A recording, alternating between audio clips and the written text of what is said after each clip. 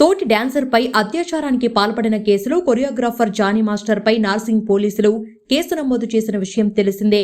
కేసులో విచారణను కొనసాగించేందుకు 4 రోజుల పాటు జానీ మాస్టర్ని కస్టడీకి ఇవ్వాలని పోలీసులు ఇటీవలే కోర్టును ఆశ్రయించగా అందుకు కోర్టు కూడా అనుమతించింది.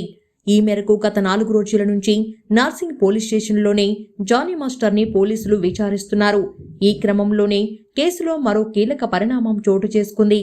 ఫిర్యాదు చేసిన యువతి తన భర్త జానీని ట్రాప్ చేసిందంటూ ఆమె భార్య సుమలత పిల్లలు ఫిలిం ఛాంబర్ ఆఫ్ కామర్స్లో శనివారం ఉదయం ఫిర్యాదు చేశారు. ప్రేమ పేరుతో ఆ అమ్మాయి అనుక్షణం వేధింపులకు గురి చేసిందని పేర్కొన్నారు.